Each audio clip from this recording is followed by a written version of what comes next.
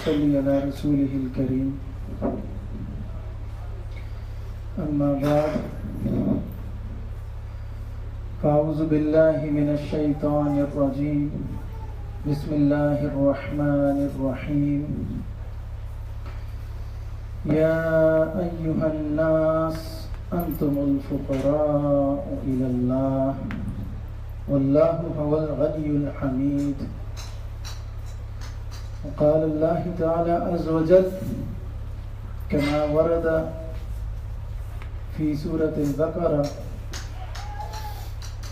وإذا سألك عبادي أني فإني قريب أجيب الدعوة الداعي إذا دعان فليستجيبوا لي وليؤمنوا بي لعلهم يرشدون وقال الله تعالى عز وجل كما ورد في سورة المؤمن وقال ربكم ادعوني أستجب لكم إن الذين يستكبرون عن عبادتي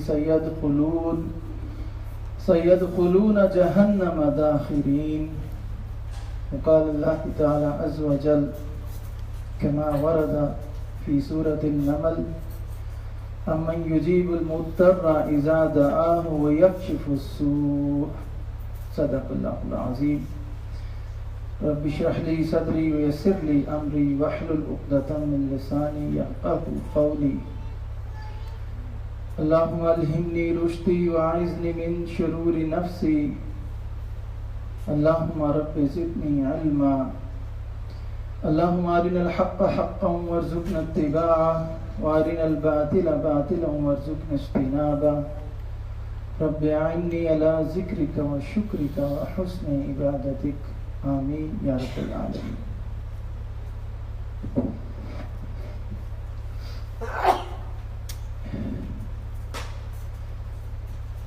حضرات، جیسا کہ آپ سب کے علم میں ہے کہ رمضان المبارک کا بڑا ہی قیمتی اور رحمتوں والا مہینہ بالکل قریب ہے.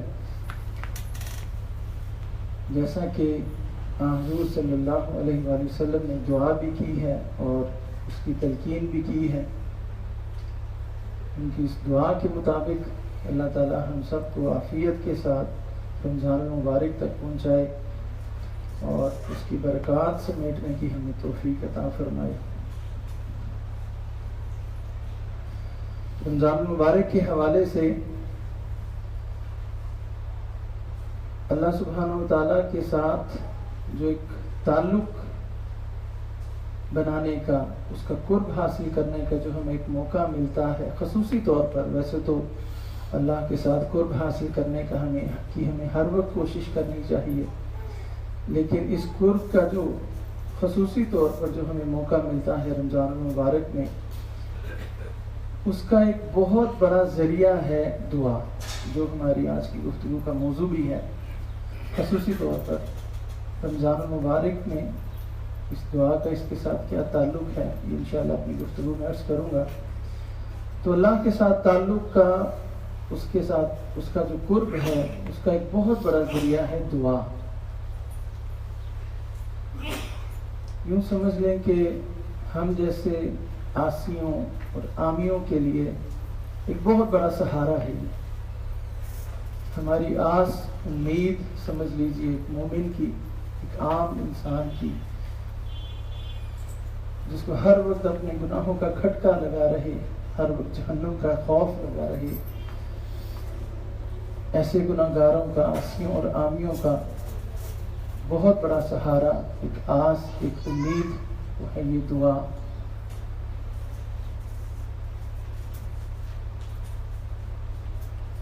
آپ غور کیجئے، جب سے انسان اس انسانی تاریخ سے واقف ہوا ہے، انسان کے مطابق اگر انسان کی جو تاریخ اس نے جو ناپی ہے، اگر 8-10 ہزار سال سے زیادہ اگر نہیں، تب اس چیز کو نوٹ کیجئے.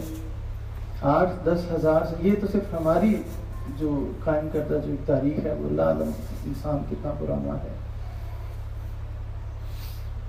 8-10 ہزار سال اگر اسے صحیح مانا جائے تو آپ سوچیے کہ 10,000 سال سے انسان ایک نادیدہ ہستی کے سامنے ہاتھ پھیلا رہا ہے، آنکھیں آسمان کی طرف نگاہیں اٹھتی ہیں، وہ اس کو پکارتا ہے۔ اتنی صدیوں سے ایک انسان مسلسل ایک کام کر رہا ہے، کیسے ممکن ہے کہ اس کو اس دعاؤں کا، اس پکار کا، ان صداؤں کا جواب نہ آتا؟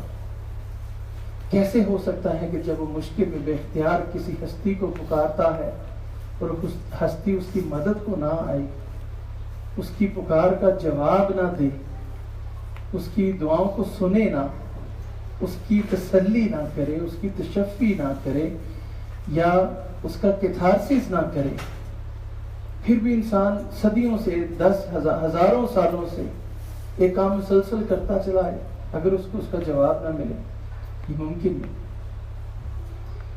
اس کا لازمی مطلب یہ ہے کہ جب بھی انسان پکارتا ہے یا جب سے پکارتا چلا آیا ہے اپنی اس سپریم ہستی کو، جس کو وہ سمجھتا ہے کہ یہ میرا حاجت روا ہے، میرا مشکل کشا ہے، تو وہ اگر اس کو پکارتا آیا ہے تو اس کا لازمی مطلب یہ ہے کہ اس کو اس کی پکاروں کا جواب آتا ہے۔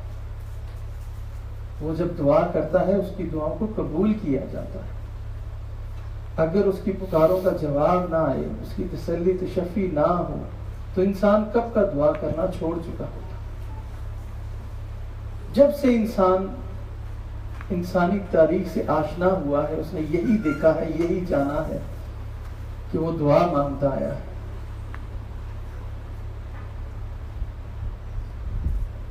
میں نے جو آپ کے سامنے قرآن مجید سے جو چند آیات تلاوت کی ہیں، اس میں جو سب سے پہلی آیت پڑھی سورہ فاطر کی آیت، یا ایھا الناس انتم الفقراء الی اللہ واللہ هو الغنی الحمید۔ اس آیت میں ایک بہت بڑی حقیقت بیان کی ہے اللہ سبحانہ و تعالیٰ نے، اپنی بھی حقیقت اور انسانوں کی حقیقت۔ یا ایھا الناس، سب لوگ، کوئی بغیر کسی تخصیص، بغیر کسی تمیز کے، یا ایھا الناس، تم سب لوگ، اے لوگ، سب انسانوں کا گروہ، انتم الفقراء، تم سب فقیر ہو، الی اللہ، تم سب اللہ کے فقیر۔ یہ وہ حقیقت جو انسانوں کے متعلق ہے، بے نیاز ہے، حمید ہے، اپنی ذات میں خود محمود ہے، اور واللہ هو الغنی الحمید، حصر کا اسلوب، صرف وہی ہے الغنی اور وہی ہے حمید۔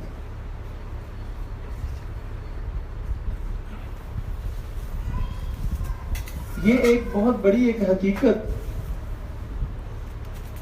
جو اللہ نے بیان کی سورہ فاطر میں۔ اب اس حقیقت کو مد نظر رکھتے ہوئے میں اپنے اس موضوع کی طرف آؤں گا کہ جب ہماری حقیقت، ہماری حیثیت ایک فقیر کی ہے، ہم سب کی حقیقت ایک فقیر کی ہے، تو جناب سوچئے ایک فقیر کا خاصہ کیا ہے؟ ایک فقیر کا خاصہ اس کا کاسا ہے، اس کا کشکول ہے، اس کے اٹھے ہوئے ہاتھ ہیں۔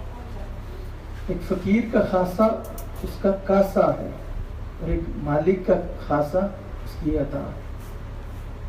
یہ ہے وہ اصل حقیقت،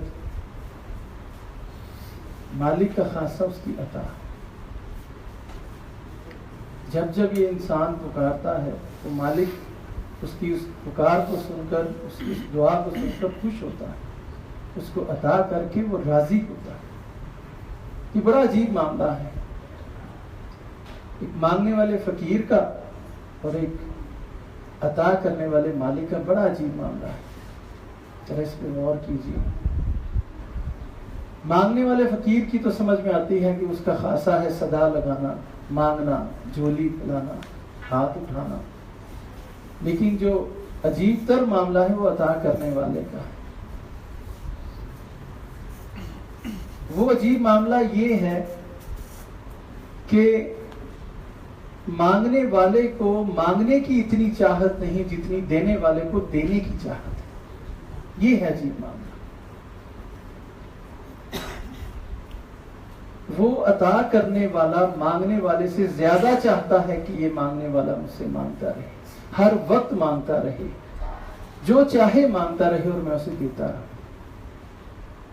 بلکہ وہ اس مانگنے والے فقیر کو حکم دیتا ہے، ترغیب دیتا ہے، رغبت دلاتا ہے، اس کو سکھاتا ہے کہ مانگنا کیسے. ہر وقت مانگو، جو چاہے مانگو، میں تمہیں عطا کرتا رہوں.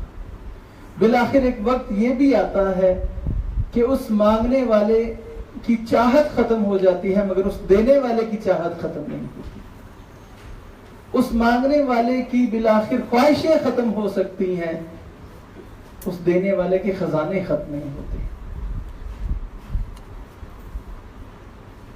وہ مانگنے والا مانگ مانگ کے تھک جاتا ہے، مگر وہ دینے والا دے دے کر نہیں تھکتا. کتنا عجیب معاملہ ہے. کبھی کوئی آپ نے دنیا میں ایسا سخی، ایسا دیالو دیکھا ہوگا کہ مانگنے والا مانگ مانگ کے تھک جائے، لے لے کر تھک جائے، لیکن وہ دینے والا دے دے کر نہ تھکے.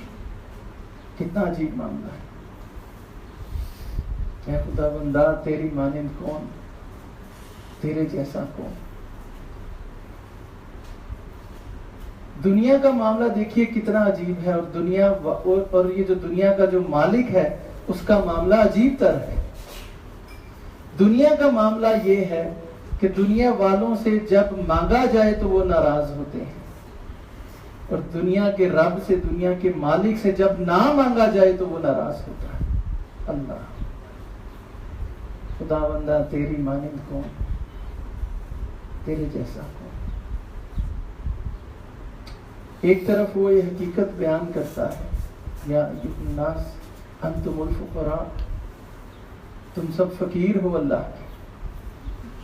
دوسری طرف وہ جب فقیر اس سے بھیک مانگتا ہے تو وہ دینے والا اس بھیک مانگنے کو بھیک مانگنا نہیں کہتا، وہ اس کو دعا کہتا، اس کو دعا کہتا. فقیر کو بھیک دی جاتی ہے، لیکن جب وہ اپنے اس بندے کو، اپنے اس فقیر کو بھیک دیتا ہے تو اس کی اعلیٰ ظرفی ملاحظہ کیجئے. وہ اپنے بندے کو دینے والی بھیک کو بھیک نہیں کہتا، اپنا فضل کہتا ہے، اپنا کرم کہتا ہے. خدا بندہ تیری مانند کون، اس کے جیسا کون، اس کی مانند کون. مانگنے والا اتنی اہمیت دے نہ دے، وہ دینے والا اس مانگنے کو بہت اہمیت دیتا ہے. کون ہے جو اس کے جیسا ہے، کون ہے جو اس کی مانند. یہ ایک بہت بڑا فرق ہے. دعا کی اہمیت کے حوالے سے اس فرق کو ملحوظ خاطر رکھیے پوری گفتگو میں اور اپنی زندگیوں میں بھی، کہ یہ بہت یونیک معاملہ ہے. مانگنے والوں کے لیے نہیں، شاید اتنی اہمیت کا حامل نہ ہو، دینے والے کی نظر میں بہت اہمیت ہے. آپ قرآن مجید کو جگہ جگہ سے پڑھیے، بار بار آپ کو احادیث مبارکہ میں جہاں پر بہت ساری آیات اور کچھ بہت ساری صورتوں کی آپ کو فضیلتیں نظر آئیں گی. آپ غور کیجئے اس بات پر. اکثر و بیشتر احادیث میں جن آیات کا اور جن صورتوں کی اہمیت کا اور فضیلتوں کا ذکر کیا گیا ہے، آپ چیک کیجئے انہیں، ان میں سے اکثر و بیشتر دعاؤں پر مبنی ہے. کتنی عجیب بات. مثلا آپ آیت الکرسی ہے، اس کی بہت فضیلت آئی ہے. آیت الکرسی کو پڑھیے، سمجھ میں آتی ہے اس کی فضیلت کیوں ہے. اس میں اللہ سبحانہ تعالیٰ کی شان بیان کی گئی، سمجھ میں آنے والی بات. مگر ان دعاؤں میں فضیلت رکھ دی گئی. کتنی عجیب بات. مثلا سورہ فاتحہ کو دیکھ لیجئے، جس کو ام الکتاب، ام القرآن کہا گیا، بلکہ اس کو سبع مثانی کہا گیا. وہ 7 آیات جو بار بار پڑھی جائیں. ایک جگہ پر قرآن اور سورہ فاتحہ کو اکٹھا آمنے سامنے کھڑا کر دی گیا کہ ہم نے تمہیں قرآن اور یہ سورہ فاتحہ دی ہے، 7 آیات دی.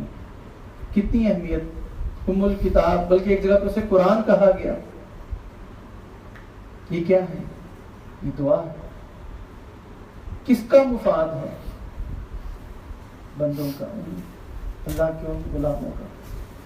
ایک دن میں 20 دفعہ ایک رکعت، ہر رکعت میں ہم سورہ فاتحہ پڑھتے ہیں. وہ کیا ہے؟ ساری کی ساری دعا ہے، سارے کا سارا اللہ کی بندوں کا فائدہ.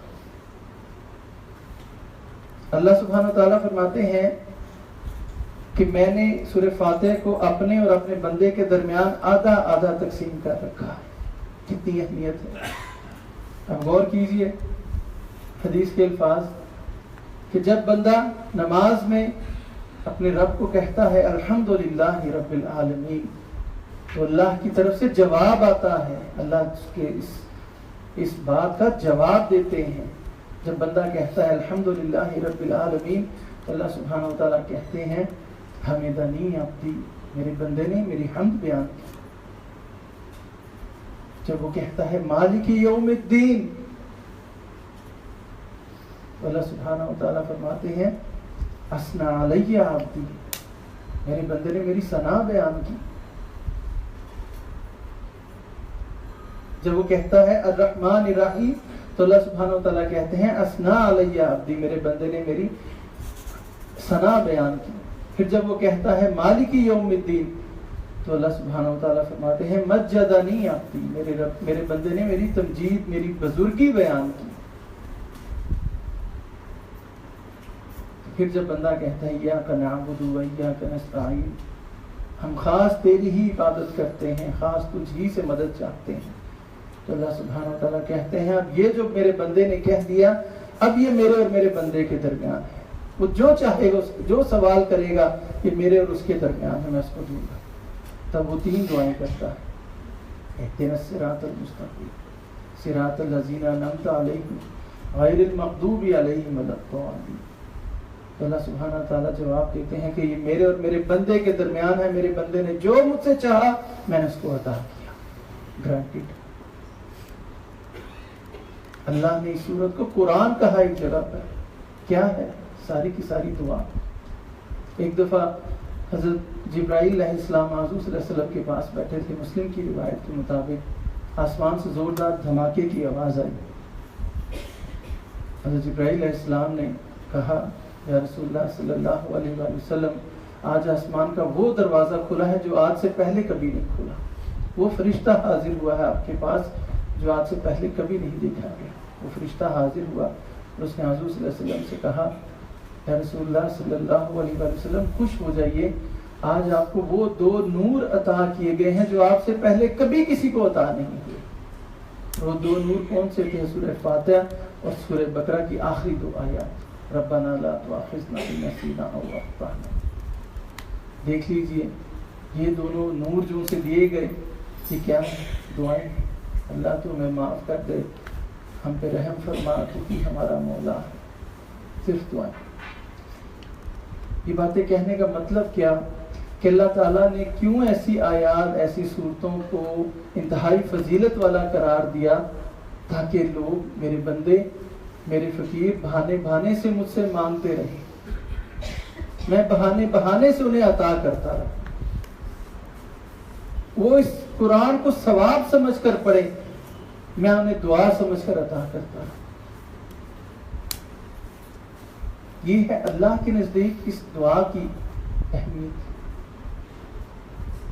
اس کو عطا کرنا، اس کو اپنے بندوں کا مانگنا کس قدر محبوب. میں نے آپ کے سامنے سورہ بقرہ کی ایک آیت پڑھی، بڑی خوبصورت آیت، وَإِذَا سَأَلَكَ عِبَادِي أَنِّي فَإِنِّي قَرِيبٌ. دعا کا سارا فلسفہ ان چند لفظوں میں اللہ سبحانہ وتعالیٰ نے کھول کر بیان کر دیا. اتنی قربت، اتنی محبت ہے ان آیات میں، چند الفاظ میں. وَإِذَا سَأَلَكَ، نبی صلی اللہ علیہ وسلم جب آپ سے میرے بندے، وَإِذَا سَأَلَكَ عِبَادِي، جب میرے بندے آپ سے میرے متعلق سوال کریں. اب یہاں پہ غور کیجئے، عبادی کہا گیا، کوئی قید نہیں لگائی گئی کہ متقی بندے، ماننے والے بندے، فرما بردار بندے. عبادی، میرے بندے، ہر کوئی. وَإِذَا سَأَلَكَ عِبَادِي فَإِنِّي قَرِيبٌ وَإِذَا سَأَلَكَ عِبَادِي فَإِنِّي قَرِيبٌ. جب بھی میرے بندے آپ سے پوچھیں کہ میں کہاں ہوں، تو انہیں بتا دیجیے فَإِنِّي قَرِيبٌ، میں تو بہت قریب، میں تو بہت قریب. سورہ کاف میں جو کہ ابتدائی صورت ہے اس میں اسی طرح کی بات کہی گئی، وَنَحْنُ أَقْرَبُ إِلَيْهِ مِنْ حَبْلِ الْوَرِيدِ، ہم تو تمہاری شارک سے بھی زیادہ قریب۔ سورہ کاف ابتدائی صورتوں میں سے ہے، وہاں پر یہ کہا گیا ہم تو تمہاری رگ جاں سے بھی زیادہ قریب۔ یہ سورہ بقرہ چونکہ بالکل مدنی دور ہے، کافی بعد میں نازل ہوئی۔ اب یہاں پہ قربت اور اس محبت کا احساس دیکھیے، شاید اللہ کو وہ جو شارک اور اس بندے کے دل کے درمیان جو فاصلہ ہے شاید یہ بھی زیادہ لگا۔ یہاں پہ کہا جب بھی پوچھے میں کہاں ہوں، فَإِنِّي قریب، بہت قریب، بہت قریب، بہت قریب۔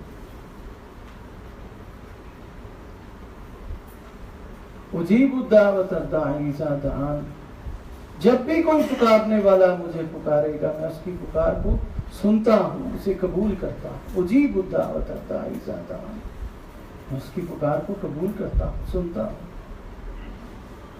جیسا کہ میں نے پہلے کہا کوئی تخصیص نہیں ہے، جو بھی میرا بندہ مجھے پکارے گا میں اس کی پکار کو سنتا ہوں، جواب دیتا ہوں۔ فَلْيَسْتَجِيبُوا لِي، اگر میں تمہاری سنتا ہوں تم بھی تو میری سنو، تم بھی تو میری مانو۔ فَلْيَسْتَجِيبُوا لِي وَلْيُؤْمِنُوا بِي، تم بھی میری مانو، کیا مانو؟ مجھے مان لو، میرے پہ ایمان رکھو، میرے پہ بھروسہ رکھو۔ لَعَلَّهُمْ يَرْشُدُونَ، تم کامیاب ہو جاؤ گے، ہدایت پا جاؤ گے۔ جب بھی کوئی پکارنے والا مجھے پکارتا ہے میں اس کی پکار کو سنتا ہوں، اتنی بڑی گارنٹی۔ تو تمہیں چاہیے میری بھی تو سنو، میری بھی تو مانو، مجھے مان لو، مجھ پہ بھروسہ رکھو، تم کامیاب ہو جاؤ۔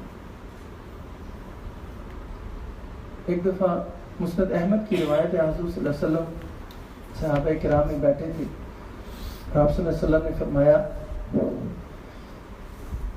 کہ جب بھی بندہ اپنے رب سے اس طرح دعا کرتا ہے کہ اس میں کوئی گناہ کی بات نہ ہو اور اس میں قطع رحمی کی کوئی خواہش نہ ہو، تو جب بھی بندہ دعا کرتا ہے تو اللہ تعالیٰ 3 باتوں میں سے کوئی ایک بات ضرور عطا کر دیتا ہے۔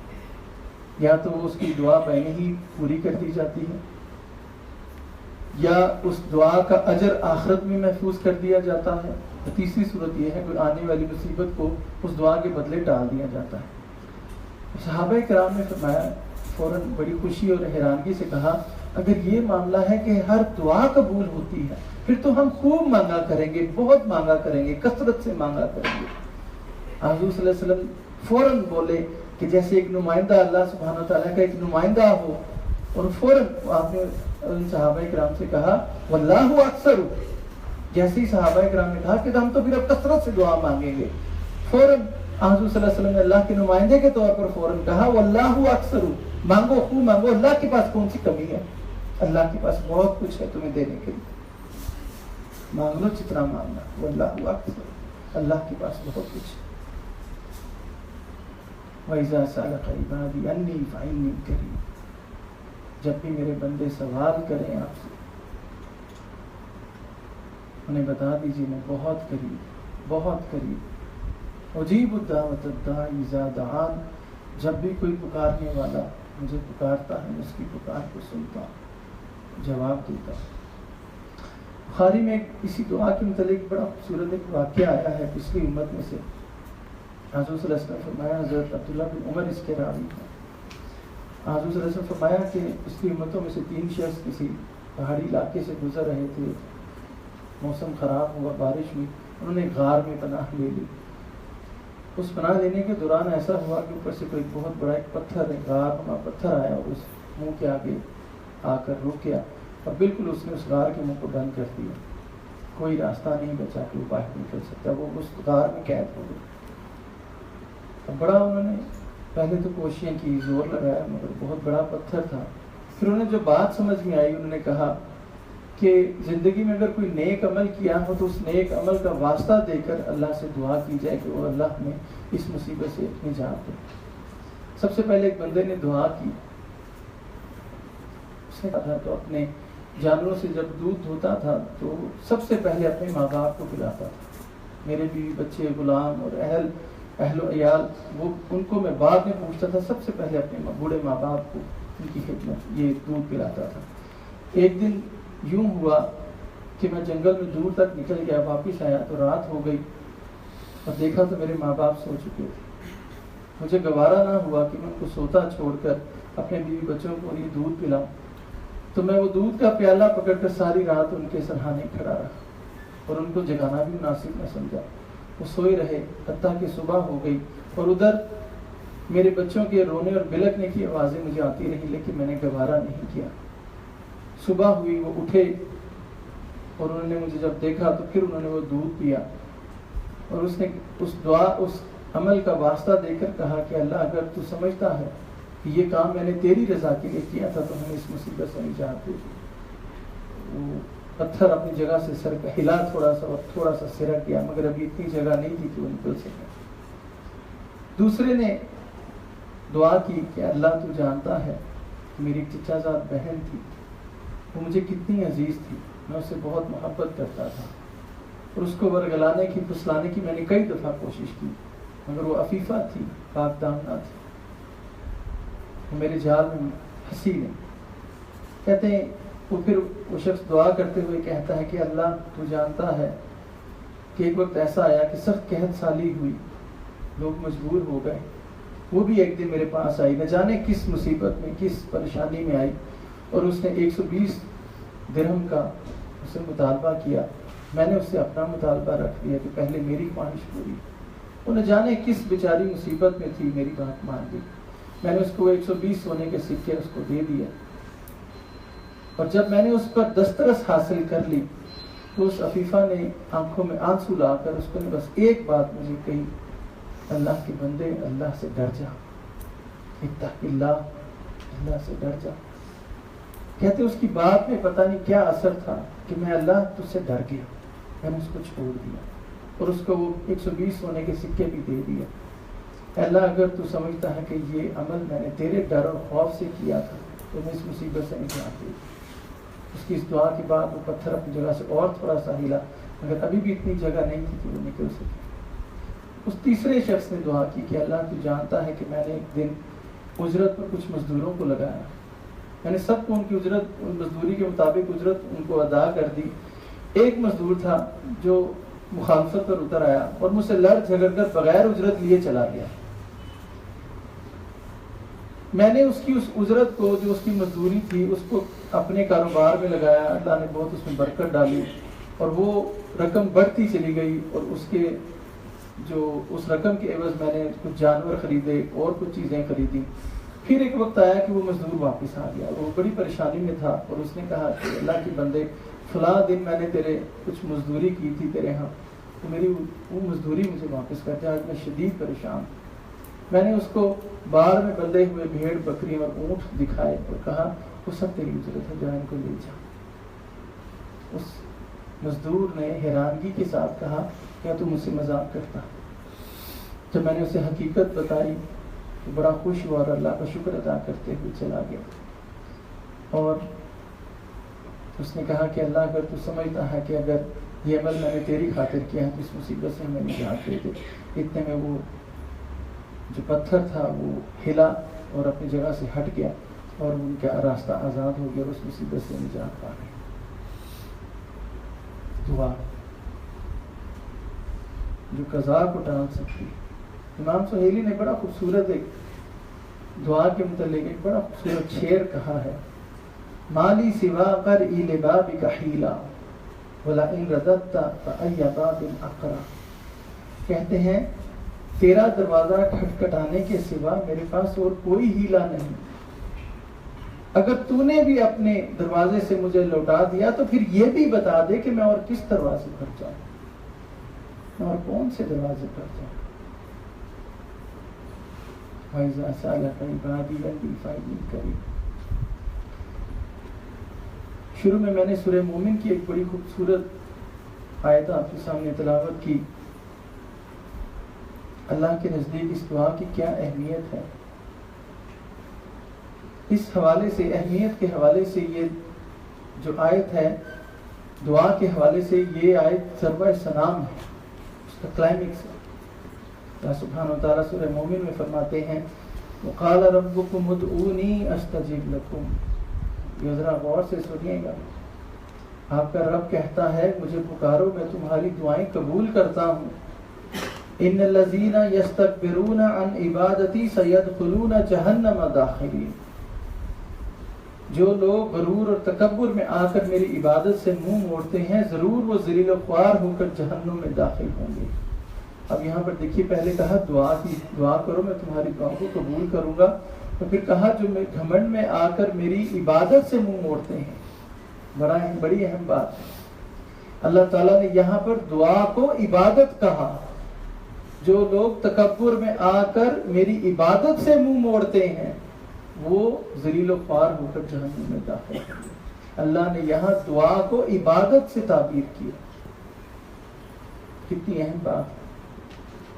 حضور صلی اللہ علیہ وسلم نے ایک حدیث کے مطابق کہا کہ دعا عین عبادت ہے, اور اس کے بعد حضور صلی اللہ علیہ وسلم نے بھی اس کی تصدیق کے لیے یہی آیت تلاوت فرمائی کہ دعا عین عبادت ہے. تم دعائیں کرو میں تمہاری دعاؤں کو قبول کرتا ہوں. اور یہ جو آیات ہیں جو میں نے ابھی آپ کے سامنے پڑھی ہیں یہ اس تصور کی بالکل نفی کر دیتی ہیں, اس کو جڑ سے اکھاڑ پھینکتی ہیں, جو ایک بہت بڑی غلط فہمی عام طور پہ ہمارے ذہنوں میں آ جاتی ہے کہ اگر تقدیر یا قضا اگر پہلے سے ہی طے شدہ ہے تو پھر دعا مانگنے کا فائدہ کیا. اگر اللہ نے ہر چیز کا فیصلہ پہلے کر دیا ہے تو پھر دعا مانگنے کا کیا فائدہ. یہاں پہ اللہ تعالیٰ واضح طور پر فرما رہے ہیں میں تمہاری دعاؤں کو قبول کرتا ہوں. گویا کہ قضا اور تقدیر کوئی ایسا معاملہ نہیں ہے کہ جس نے اگر انسانوں کے اگر ہاتھ باندھ دیے ہیں تو معاذ اللہ کے ہاتھ بھی باندھ دیے ہیں. ہم انسان بے شک اللہ کے فیصلوں کو نہیں بدل سکتے, مگر اللہ اس چیز پر قدرت رکھتا ہے کہ وہ اپنے فیصلوں کو بدل دے. وہ قدرت رکھتا ہے. اور ہم جیسے لوگوں کے لیے یہ حدیث یقین کریں اتنا بڑا سہارا ہے, اتنا بڑا سہارا ہے کہ اگر ہم اس کو مان لیں اور جان لیں ہماری ہر مشکل ختم ہو سکتی ہے. کہ اگر ہمیں وہ گر آ جائے. حضرت سلمان فارسی رضی اللہ تعالیٰ عنہ اس کے راوی ہیں اور ترمذی کی یہ صحیح روایت ہے. فرمایا آپ نے لا يرد القضاء الا الدعاء. اگر قضا کو تقدیر کو اگر کوئی پھیر دینے والی کوئی چیز ہے تو وہ دعا ہے. کتنی بڑی بات ہے. اللہ اپنے فیصلے بدل دیتا ہے اس دعا کے صدقے. ہم اپنی تقدیروں کو نہیں بدل سکتے, اللہ تو بدل سکتا ہے. اور ویسے بھی دعا کا جو سب سے بڑا فائدہ ہے کہ جب بندہ عاجزی کے ساتھ اپنے آپ کو سرنڈر کر دیتا ہے, سپرد کر دیتا ہے اپنے رب کے, تو اس دعا وہ قبول ہو یا نہ ہو یہ ایک سیکنڈری ایشو ہے. اصل بات یہ ہے کہ اس نے اپنے رب کو رب مانا ہے, اس کو آقا مانا ہے, اس کو مالک مانا ہے. یہ دعا خود مراسم عبودیت ہی نہیں بلکہ عبادت ہے, بلکہ جان عبادت ہے, عبادت کا مغز ہے. یہ انتہائی اہم بات ہے. تو آپ کا رب کہتا ہے مجھے پکارو میں تمہاری دعاؤں کو قبول کرتا ہوں. جو لوگ تکبر میں آ کر میری عبادت سے منہ موڑتے ہیں وہ ضرور ذلیل و خوار ہو کر جہنم میں داخل ہوں گے. حضرات اب آگے میں کچھ دعائیں آپ کی خدمت میں پیش کرنا چاہوں گا.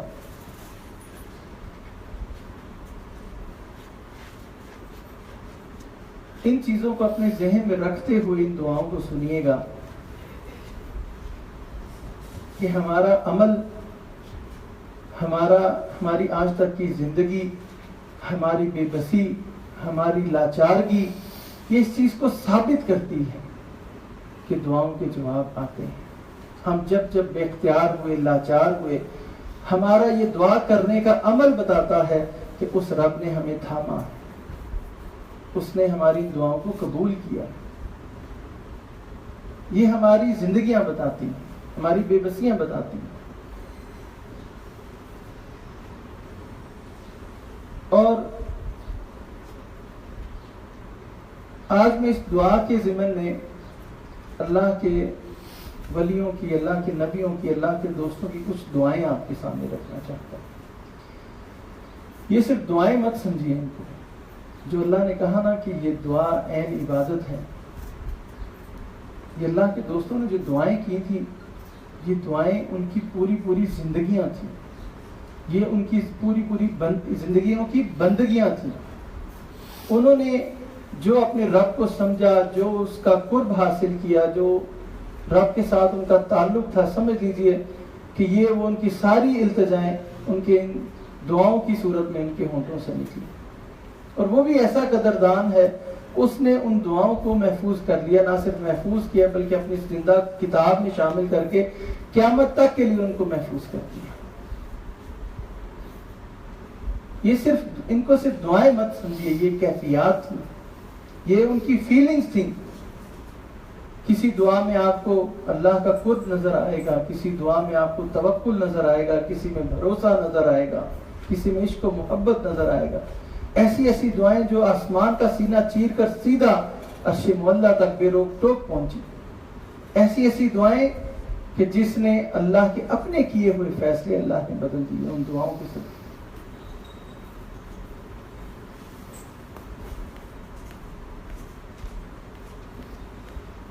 قرآن مجید میں حضرت زکریا علیہ السلام کی ایک دعا نقل ہوئی. سورہ مریم میں سب سے پہلے اس کا ذکر ہوا. فرمایا ذکر رحمت ربک عبدہ زکریا.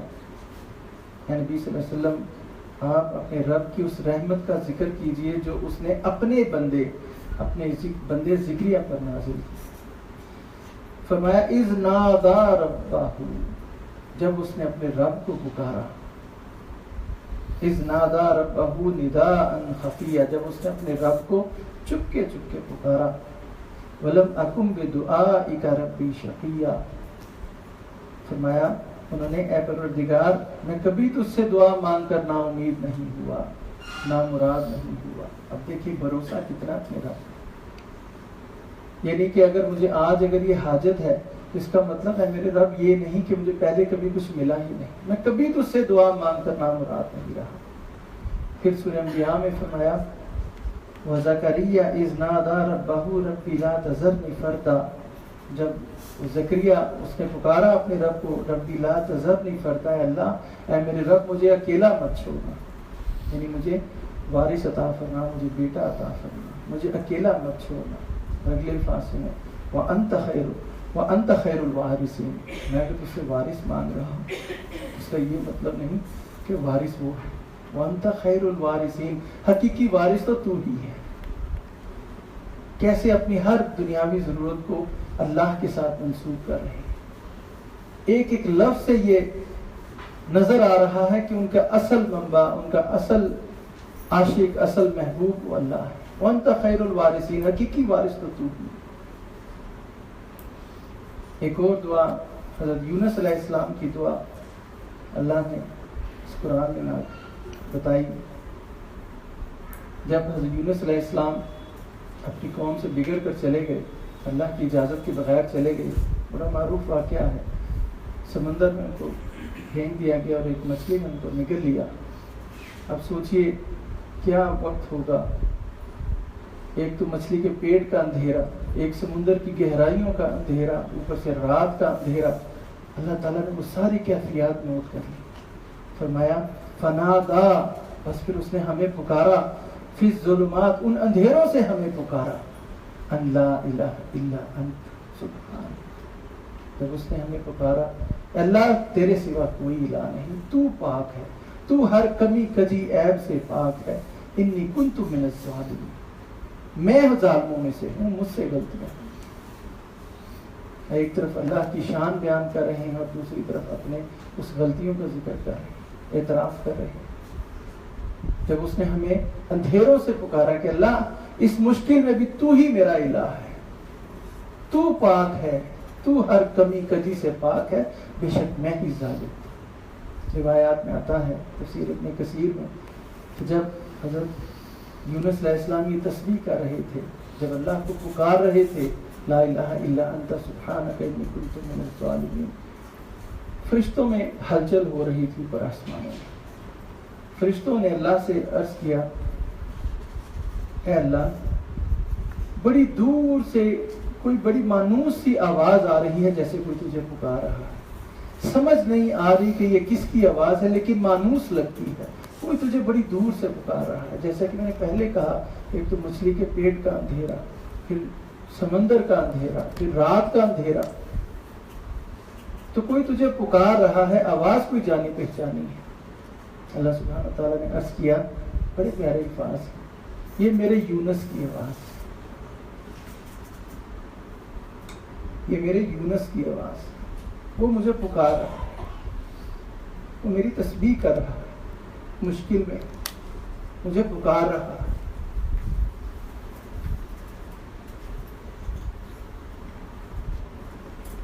اللہ کی رحمت جوش میں آئی، اس مچھلی کو حکم دیا گیا، میں نے جو تجھے امانت دی تھی میری امانت واپس کر۔ اس مچھلی نے بڑا حیران ہو کے اللہ سے کہا کہ اللہ تو نے تو کہا تھا کہ قیامت تک اب یونس کو اپنے پیٹ میں رکھنا ہے، اور اس کا ذکر سورہ صافات میں بھی ہے۔ سورہ صافات میں فرمایا کہ اگر یونس تسبیح کرنے والوں میں سے نہ ہوتا تو قیامت تک اس مچھلی کے پیٹ میں رہتا۔ اللہ نے کہا میری امانت واپس کرو۔ مچھلی نے کہا حکم تو یہ تھا کہ قیامت تک اس کو رکھنا، اس نے میری تسبیح بیان کی، آج بھی اس مشکل گھڑی میں بھی میں آج بھی اس کا محبوب ہوں۔ اللہ نے اپنا فیصلہ بدل دیا، لا یرد القضاء الا الدعاء، قضاء کو اگر کوئی چیز بدل سکتی ہے تو دعا ہے۔ اللہ نے اپنا فیصلہ بدل دیا، اور اللہ نے اپنا فیصلہ بھی اس قرآن میں درج کر دیا کہ ارادہ یہ تھا کہ اس کو قیامت تک مچھلی کے پیٹ میں رکھنا ہے، لیکن جب اس نے تسبیح کی، اپنی خطاؤں کا اعتراف کیا، اللہ نے اپنا فیصلہ بدل دیا۔ اس قدر طاقت ہے اس دعا میں، لا الہ الا انت سبحانک انی کنت من الظالمین۔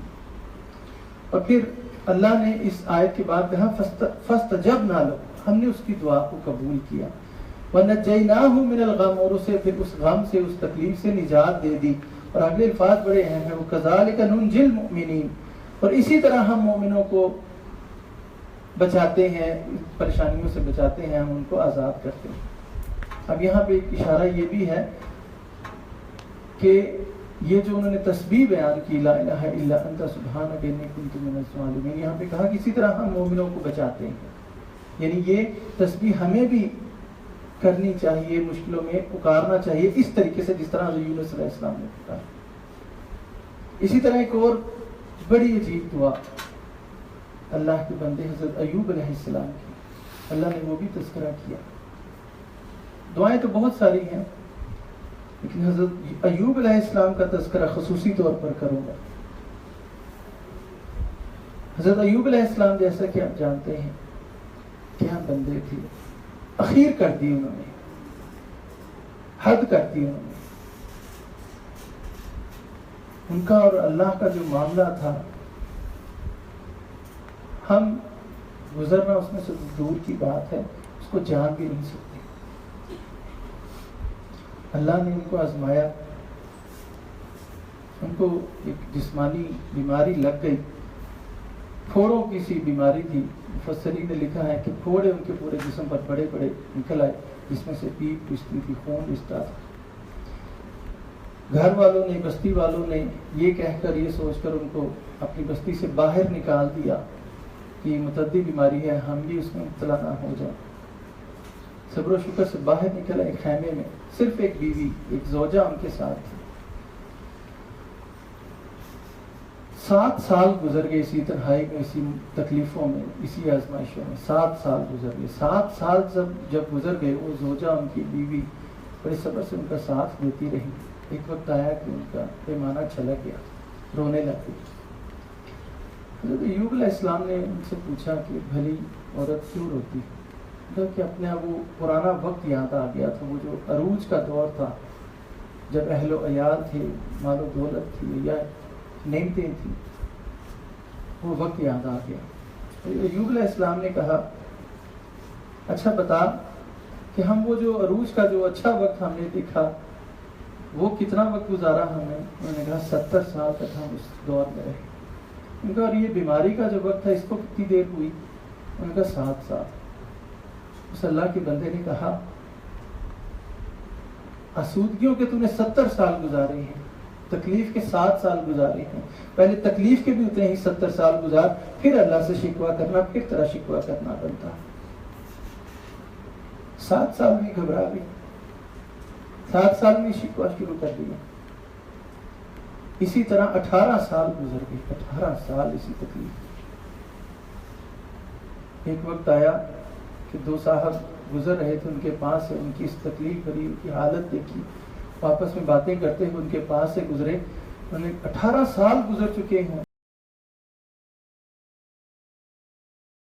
ان کا پیمانہ چھلک گیا۔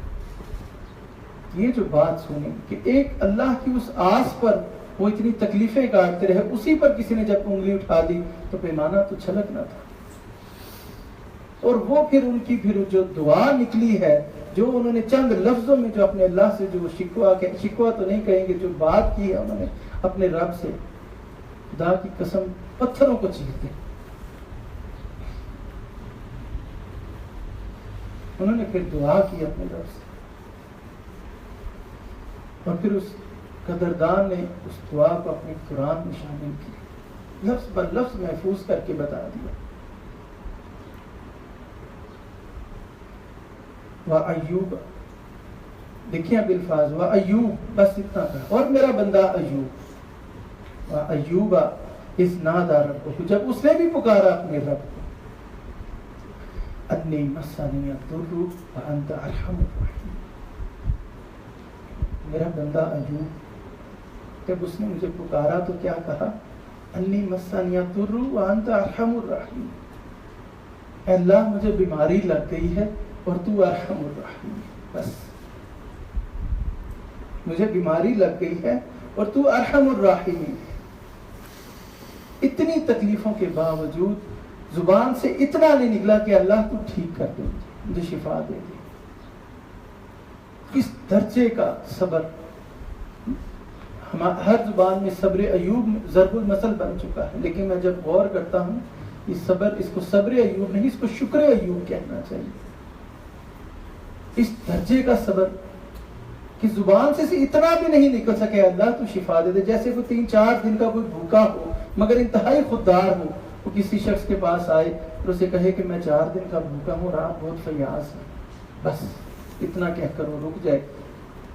اس رکے ہوئے لفظوں میں بھی وہ کچھ کہہ دیا جو کہ بڑے بڑے فلسفے نہ کہہ سکے، اللہ مجھے بیماری لگ گئی ہے اور تو ارحم الراحمین ہے، تو رحم کرنے والوں پر رحم کرنے والا ہے۔ صبر جب اپنی انتہائی شکل میں اور کامل شکل میں جب مکمل ہو جاتا ہے تو اس کو شکر کہتے ہیں۔ صبر کی انتہائی شکل شکر ہے۔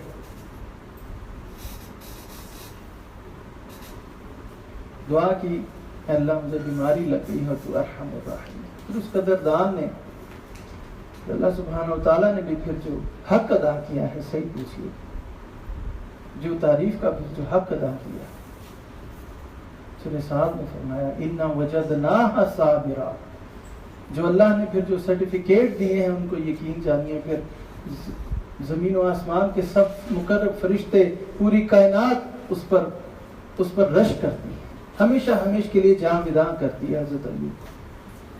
اِنَّا وَجَدْنَاهَا صَابِرًا، ہم نے اسے صابر پایا۔ غور کیجئے گا ان الفاظ پر، اللہ کہے ہم نے انہیں صابر پایا ہے۔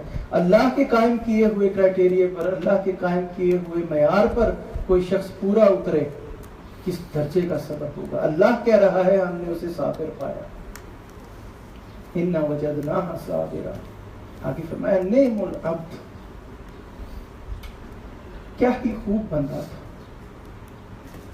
کمال بندہ تھا۔ گویا کہ جو اللہ تعالیٰ ان کی تعریف کرنا چاہتے ہیں، کوئی زبان، کسی زبان کے اندر ایسے الفاظ موجود نہیں۔ نعم العبد، کیا ہی بندہ تھا، کمال بندہ تھا۔ انہو اواب، میری طرف لوٹنے والا تھا، میری طرف رجوع کرنے والا تھا، بار بار لوٹ کر آنے والا تھا۔ انا وجدناہ صابرا، نعم العبد، کیا بندہ تھا۔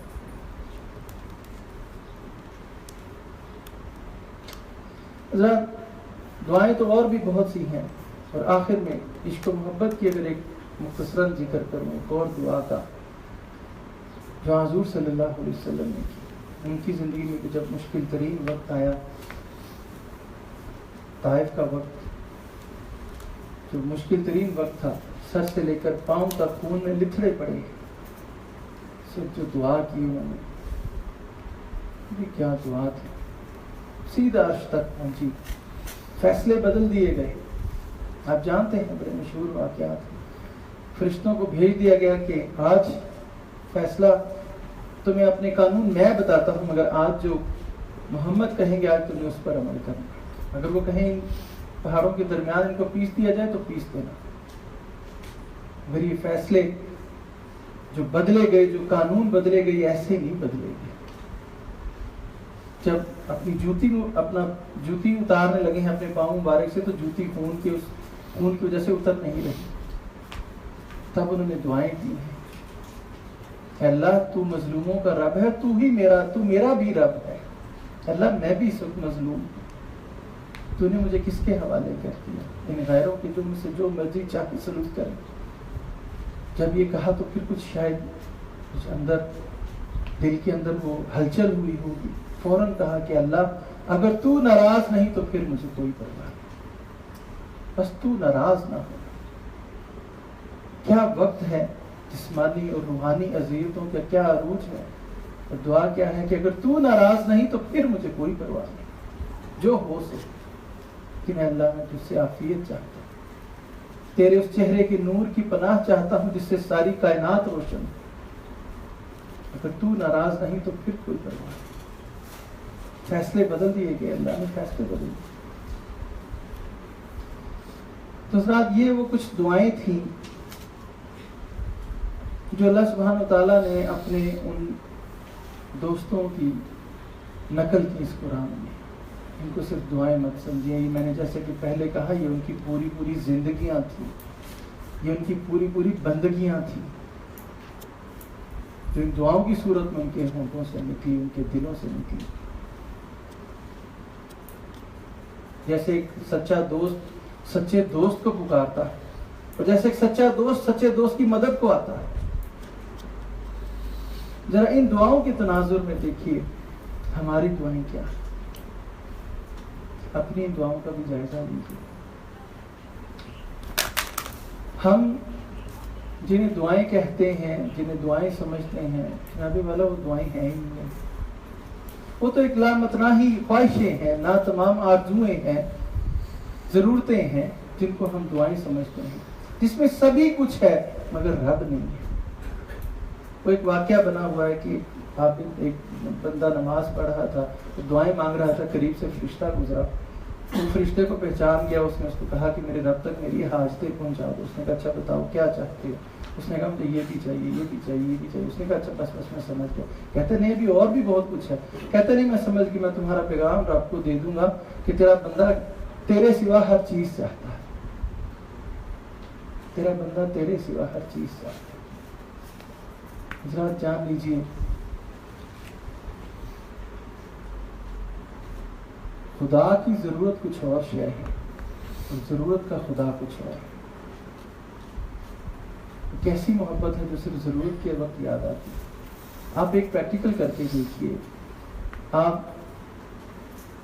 اپنے آپ کو جواب دیجیے کہ آپ نے کبھی سنا ہو ایسا، چلے اس طرح دیکھ لیں، آپ نے کبھی سنا ہو ایسا کہ کبھی کوئی شخص جس کو ہر وقت بڑی ہی آسودہ حالت میں ہے، بڑے ہی اچھے حالات میں ہے، نعمتیں مل رہی ہیں، ہر طرح کی آسانیاں ہیں، آسودگیاں ہیں، اس حالت میں کوئی شخص کسی بزرگ کے پاس آیا ہو اور کہا ہو کہ میرے لیے دعا کیجیے کہ میں بڑا خوش ہوں، ہر طرف سے نعمتیں مل رہی ہیں، آسودگیاں ہیں، آسانیاں ہیں، میرے لیے دعا کیجیے. کبھی کچھ سنا آپ نے؟ کبھی دیکھا ایسا؟ کبھی کسی نے آ کر کہا ہو کہ مجھے بڑی آسانیاں مل رہی ہیں، میرے لیے دعا کیجیے؟ ہاں مجھے ایک مسئلہ ہے، وہ مسئلہ یہ ہے کہ میں اپنے رب کا شکر نہیں ادا کر پا رہا، میرے لیے دعا کیجیے کہ میں شکر گزار بندہ بن جاؤں. کبھی کوئی دیکھا آپ نے؟ مثال دیکھیے ایسی. کیسی عجیب بات نہیں کہ وہ دکھ، وہ پریشانیاں، وہ ضرورتیں، وہ تمنائیں ہمیں خدا کی چوکھٹ تک لے آتی ہیں، مگر وہ آسودگیاں، خوشیاں ہمیں خدا کی چوکھٹ تک نہیں لاتی. کتنی عجیب بات نہیں. ہمیں ہماری خوشیاں، آسودگیاں، نعمتیں خدا کی چوکھٹ تک کیوں نہیں لاتی، خدا کے در تک کیوں نہیں لاتی؟ حالانکہ یہ سب سے آسان ہے. ہم سب سے زیادہ اپنی نعمتوں کو برتتے ہیں، دکھ اور پریشانیاں تو بہت کم آتی ہیں. ہم اپنے دکھوں پر، محرومیوں پر، پریشانیوں پر کس طرح گڑ گڑاتے ہیں، آنکھوں سے آنسوں کی جھڑیاں لگ جاتی ہیں. لیکن بتائیے کبھی کوئی انسان اپنے ملنے والے مقام و مرتبے پر، نعمتوں پر گڑ گڑا کر رویا، اس کے آنکھوں سے آنسوں کی جھڑیاں لگ جائیں، اور کوئی اگر پوچھے وہ بندے اپنے آپ کو کیوں اپنے آپ کو ہلکاتے ہو، کیوں گڑ گڑاتے ہو، کیوں اپنی جان کو مشکل میں ڈالتے ہو، تو بندہ اس کے جواب میں یہ کہے کہ مجھے جو نعمتیں اور مقام و مرتبے ملے ہیں میں اس پر رو رہا ہوں، اس پہ گڑ گڑا رہا ہوں. کتنی عجیب بات نہیں لگتی؟ لیکن یہ عجیب بات کائنات کی سب سے معزز، سب سے اعلیٰ و ارفع ہستی کی یہ عجیب بات. ایک دفعہ حضرت عائشہ رضی اللہ تعالیٰ عنہ سے روایت ہے، فرماتی ہیں کہ ایک رات کے آخری پہر حضور صلی اللہ علیہ وسلم نے مجھ سے کہا، عائشہ اگر تو کہے، اگر تو اجازت دے تو میں اپنے رب کی عبادت کر لوں، رب کا قرب حاصل کر لوں. اب وہ بھی کیا خاتون تھی، یقین جائے، ایسی تو نہیں ان کی شان میں قرآن نازل ہوا. انہوں نے کیا الفاظ کہے؟ انہوں نے کہا کہ اللہ کے رسول صلی اللہ علیہ وسلم مجھے یہ چیز بہت محبوب ہے کہ میں آپ کا قرب حاصل کروں، لیکن مجھے اس سے بھی زیادہ یہ چیز عزیز ہے کہ آپ اللہ کا قرب حاصل کریں. آپ کر لیجیے عبادت. حضور صلی اللہ علیہ وسلم نے وضو کیا، نماز میں کھڑے ہو گئے. آپ جب نماز میں کھڑے ہوئے اس قدر روئے آپ کی داڑھی مبارک تر ہو گئی، اس قدر روئے آپ کا دامن مبارک تر ہو گیا، اس قدر روئے جس جگہ پر آپ بیٹھے تھے وہ زمین گیلی ہو گئی، اس قدر روئے. حتیٰ کہ جب بلال رضی اللہ عنہ نے اذان دی تو آپ جس جگہ پر بیٹھے تھے وہیں پر لیٹ گئے، اور اس وقت عالم یہ تھا کہ آپ کا پورا جسم ہل رہا تھا، آپ بلک رہے تھے، آپ ہچکولے لے رہے تھے. عائشہ رضی اللہ تعالیٰ عنہ نے حالت دیکھی، پوچھا کہ اللہ کے رسول آپ کو کیا غم ہے، کیا دکھ ہے؟ اللہ نے تو آپ کے اگلے پچھلے سب گناہ معاف کر دیے، پھر آپ کیوں اس قدر رو رہے ہیں؟ حضور صلی اللہ علیہ وسلم فرمایا، عائشہ کیا میں اپنے رب کا شکر گزار بندہ نہ بنوں؟ کتنے مختلف معیارات ہیں. وہ اس وجہ سے رو رہے ہیں کہ اللہ نے ان کو اتنے مقام و مرتبے عطا. ہم اللہ کی دی ہوئی نعمتیں، اس کے مقام، اس کی طرف سے دی گئی آسانیوں کی وجہ سے اللہ کے در تک نہیں پہنچتے. حضور صلی اللہ علیہ وسلم نے کہا کہ کیا میں اپنے رب کا شکر گزار بندہ نہ بنوں؟ وہ اس وجہ سے گڑ گڑا کے رو رہے ہیں کہ اللہ نے ان کو اتنے مقام و مرتبے عطا کیے. جان لیجیے صرف ضرورت کی خاطر اپنے رب کو پکارنے والا دونوں صورتوں میں اپنے رب کو چھوڑ دیتا. میں نے یہ صرف کا لفظ جان بوجھ کر زور دے کر کہا. ضرورت پوری ہو جائے تب بھی چھوڑ دیتا ہے، نہ پوری ہو تب بھی چھوڑ دیتا ہے. صرف کا لفظ اس لیے نکالا کسی کو غلط فہمی نہ ہو کہ اپنی ضرورتیں اللہ سے نہیں شیئر کرنی، اپنی ضرورتوں کا نہیں مانگنا چاہیے. اللہ سبحانہ و تعالیٰ حضور صلی اللہ علیہ وسلم فرمایا اپنے جوتے کے تسمے بھی اللہ سے مانگو. اللہ سے ہر چھوٹی سے چھوٹی سی شے مانگنی چاہیے، لیکن صرف ضرورت کی خاطر نہیں پکارنا چاہیے. حضرات یہ دعائیں عبادت اسی وقت بنیں گی جب ہم اپنی دعاؤں میں اپنے رب کو شامل کریں گے. آپ نے جتنی بھی دعائیں آپ کے سامنے پڑھی ہیں، آپ اس میں غور کیجئے. بڑی اہم بات، آپ جتنی بھی دعائیں میں نے کہی ہیں، یہ پڑھی ہیں آپ کے نبی انبیاء کی، ان پہ غور کیجئے. حضرت زکریا علیہ السلام کی دعا کہاں میں نے آپ کو سنائی، خالصتاً دنیاوی دعا، اپنی اولاد کے لیے دعا مانگ رہے ہیں، اولاد مانگ رہے ہیں، دنیاوی غرض ہے، لیکن کیا کہہ رہے ہیں، وَأَنْتَ خَيْرُ الْوَارِثِينَ، حقیقی وارث تو تو.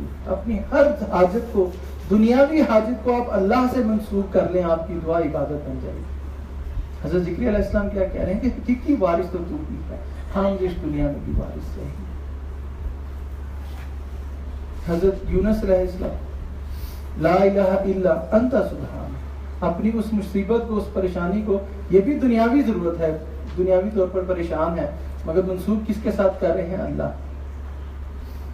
حضرت ایوب علیہ السلام بیماری سے شفا چاہتے ہیں، دنیاوی خواہش، مگر وانت ارحم الراحمین، تو ارحم الراحمین. اپنی ہر دعا کو، اپنی ہر حاجت کو، خواہ وہ دنیاوی ہو، اللہ سے منسوب کر لیجئے، آپ کی دعا عبادت بن جائے گی۔ اللہ کو اس میں شامل کر لیجئے، اپنی دعاؤں میں رب کو مانگیے، سب سے اپنی ان چاہتوں میں رب کو شامل کر لیجئے، یقین جانیے ہر دعا آپ کی عبادت بن جائے گی۔ اور آپ کو ایک اصول بتاؤں، ایک بڑا اہم اصول، ایک قانون سمجھ لیجئے۔ یہ قانون آپ کو کتابوں میں نہیں ملے گا، یا پڑھ کے سن کے آپ کو سمجھ میں نہیں آئے گا، اس کو برتنا ہوگا، اس میں سے گزرنا ہوگا۔ بڑی اہم بات، اس میں سے گزریے گا ضرور، اس کو برتیے گا ضرور، تب سمجھ میں آئے گی یہ بات۔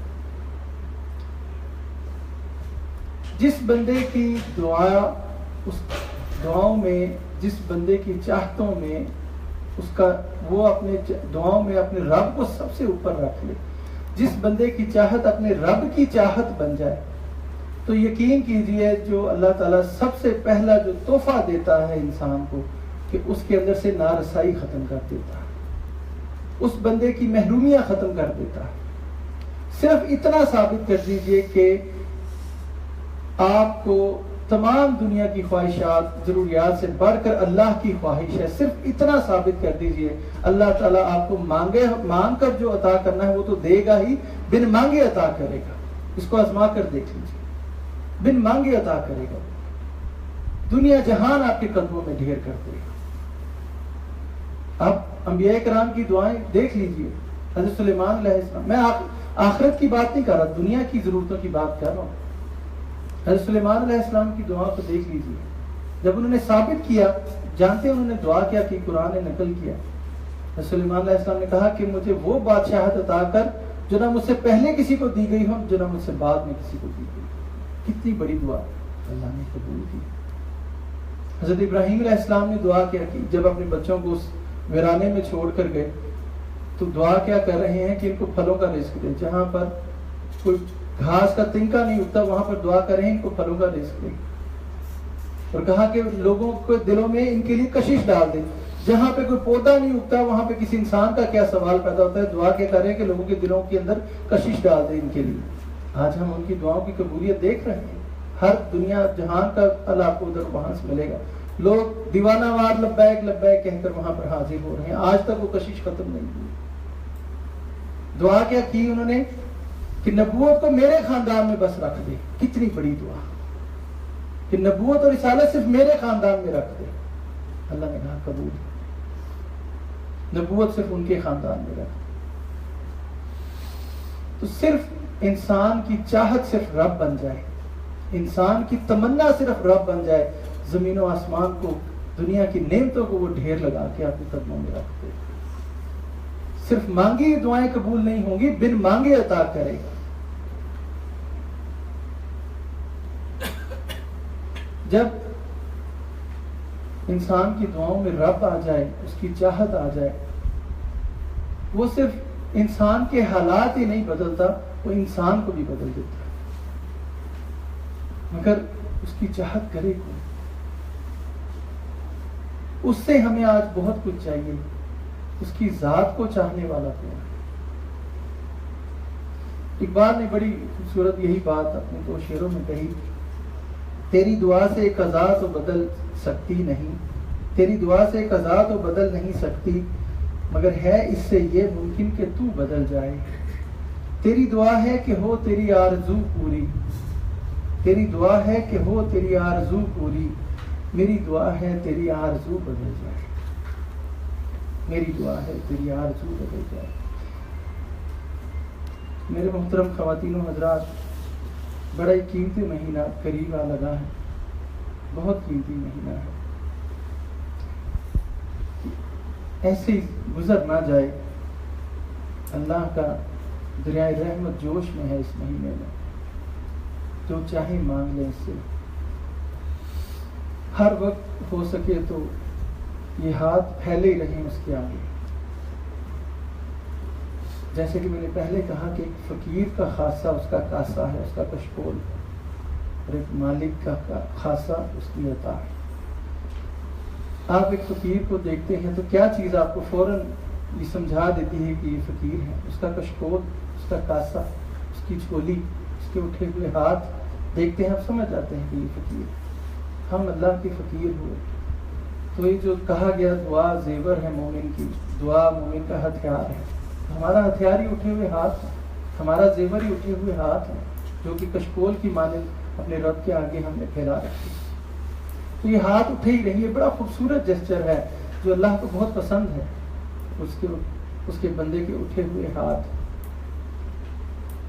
یہ اللہ کو یہ جسچر بہت پسند ہے. تو آخری بات کہہ کر اپنی اس گفتگو کو ختم کرتا ہوں. 2 چیزیں شامل کر لیجیے اپنی دعا میں. دعا کبھی رد نہیں ہوگی. ایک اللہ کی شان کا اظہار شامل کر لیجیے، اور اس کے ساتھ ساتھ اپنی اوقات کا اعتراف شامل کر لیجیے. یہ 2 چیزیں شامل کر لیجیے، کبھی دعا رد نہیں ہوگی انشاءاللہ. اللہ سے اگر ہو سکے، اگر اللہ توفیق دے تو اللہ سے اس کی شان کے مطابق مانگیے، اپنے مطابق مت مانگیے، اللہ کی شان کے مطابق مانگیے. اور اللہ کی شان کے مطابق صرف ایک ہی دعا ہے. اللہ کی شان کے مطابق صرف اس کی ذات ہے. اگر اللہ توفیق دے تو اللہ سے اللہ کو مانگیے، اس سے بڑی کوئی دعا نہیں. وہ اصول یاد رکھیے، جب آپ کی دعاؤں میں اللہ شامل ہو گیا، بن مانگے عطا کرے گا، بے حد و حساب عطا کرے گا. وہ پھر گن گن کر نہیں دیتا. ایک واقعہ آ گیا، اگر آپ اجازت دیں ذہن میں. بزرگ کہتے ہیں بے حد و حساب گن گن کر دینے پر ایک بڑا خوبصورت سا واقعہ یاد آ گیا. ایک بزرگ کہتے ہیں کہ ایک گزری تھی جو دودھ دیتی تھی. تو جب لوگ اسے دودھ لینے کے لیے آتے تھے، ان دودھ لینے والوں میں سے ایک بزرگ تھے، سفید داڑھی، ان کے ہاتھ میں تسبیح ہوتی تھی. وہ دودھ لینے آتے تھے. اور ایک نوجوان بھی آتا تھا. گزری اس نوجوان کو بڑا پسند کرتی تھی. جب وہ دودھ لینے کے لیے آتے تھے تو جب وہ نوجوان کو دودھ دیتی تھی تو بغیر ناپ تول کے، بس اس کو جتنا اس کا دل میں آتا تھا، زیادہ کبھی بہت زیادہ، کبھی بغیر دیکھے، بغیر تولے، بغیر ماپے اس کو دے دیتی. لیکن جب بزرگ لینے اپنا برتن آگے رکھتی تھی تو پورا ناپ تول کے دیتی تھی، پورا. ایک دن بزرگ سے رہا نہیں گیا. انہوں نے پوچھا کہ یہ کیا معاملہ ہے کہ جب میں اپنا برتن آگے رکھوں تو بڑا ناپ تول کے دیتی ہے، جب وہ رکھتا ہے تو اس کو بغیر حساب کتاب کے دیتی ہے، یہ کیا معاملہ ہے؟ تو اس گزری نے اس بزرگ کے تسبیح کی طرف نگاہیں گارتے ہوئے کہا کہ جہاں پر محبت ہوتی ہے وہاں پر گنتی نہیں. اس تسبیح کی طرف دیکھتے ہوئے کہا جہاں پر محبت ہوتی ہے وہاں پر گنتی نہیں ہوتی، محبت میں حساب کتاب نہیں ہوتا. یہ تمہاری کیسی محبت ہے، کیسی جہاں پہ گنتی ہے. تو جب اللہ کو محبت ہو جائے پھر وہ گن گن کر نہیں دیتا، بے حد و حساب دیتا. اللہ تعالیٰ توفیق دے تو اللہ کی شان کے مطابق مانگیے، اس کی ذات کو مانگیے، بغیر حساب کتاب کے دے گا. آج میں نے جیسے کہ پہلے کہا، ہماری دعاؤں میں سبھی کچھ ہے مگر خدا نے. یہ سر نیاز جو انسان ہے، اس کی حقیقت یہ ہے کہ اس بے نیاز کے آگے جھکا ہے. یہ سر جو نیاز مند ہے، جس کو اس سر کو اس کی ضرورت ہے، یہ سر اگر اس بے نیاز کے آگے جھکا رہے، یہ بھی دعا ہے.